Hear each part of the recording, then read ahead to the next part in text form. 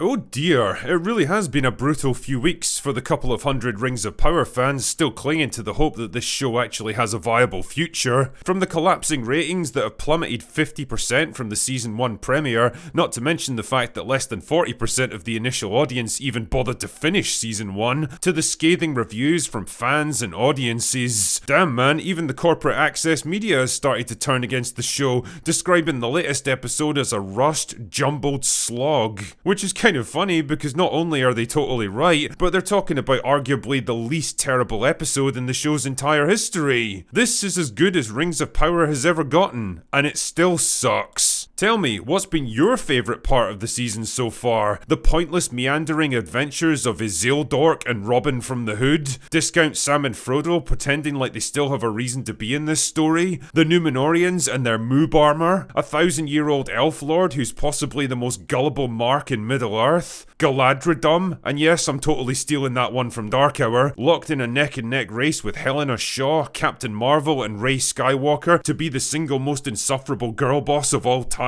The way the script condenses events that originally spanned hundreds of years into the space of a couple of weeks? The way characters can teleport from one side of the world to the other in the space of a single episode with no explanation of how they got there? The idea that orcs are loving family men who just want to settle down and live in peace? The fact that every single settlement, culture, nation, faction, and species contains the exact same mix of modern metropolitan ethnic diversity so that everywhere in Middle-earth looks the same and completely destroys any sense that this is an actual believable world? I mean really, there's just so much to choose from. This show's practically a step-by-step guide on how to produce the worst possible adaptation of one of the most respected and beloved IPs in the history of literature, and blow $1 billion in the process.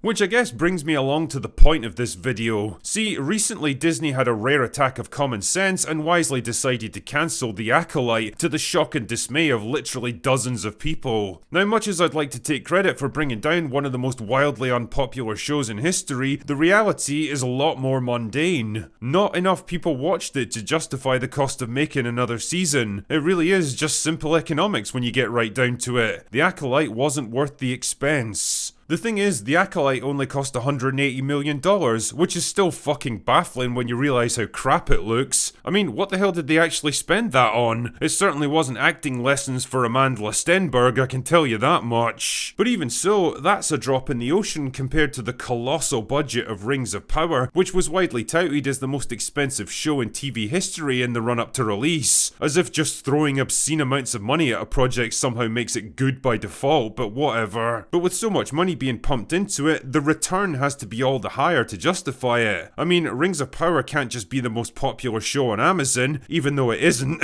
It has to be the most popular show in the entire world. Rings of Power was created not just to be the next Game of Thrones, but to eclipse it, to be the thing that Game of Thrones and every other fantasy show was measured against. And instead, it's become a $1 billion embarrassment that's actively harming the brand and draining money out of the company. It's become popular to hate on Rings of Power, for very valid reasons to be sure, and once the fanbase turns against you like that, it's almost impossible to win them back. And let's be real here, it's only going to get worse with each new season. Because so many people lost interest and failed to finish season 1, there were obviously far fewer around willing to come back for season 2. And considering season 2 hasn't exactly blown the gates of storytelling off their hinges, I'd expect even fewer people to come back for a potential third season. Apathy really is the killer of properties like this. Once your show starts trending downward and people lose interest, there's really not much you can do to reverse it. I mean, I guess you could try recasting Sydney Sweeney as Galadriel and make her ride into battle topless. It might not change anything, but it would certainly make the show easier for me to watch. All of this begs the obvious question though, how long will it be before Jeff Bezos decides, enough is enough! The rumours are already swirling that Season 3 could be in doubt, and although Amazon tried to play it down and reassure people that they're committed to their plan, of course they would have to say that because Season 2 is still going. Announcing a cancellation now would kill off even the remotest chance that they could turn the ratings around. But behind the scenes, I think they're going to take a long, hard look at their viewing figures once this season's over. From a purely business point of view, it makes absolutely no sense to keep pushing ahead with a product that clearly hasn't connected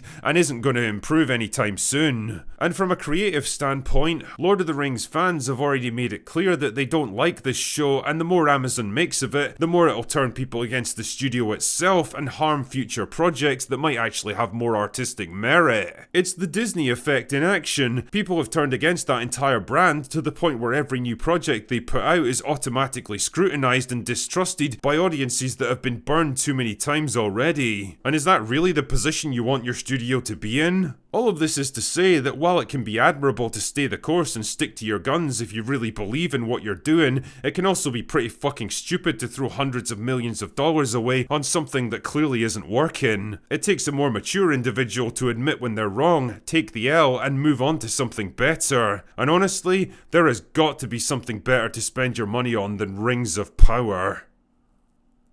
Anyway, that's all I've got for today. Go away now.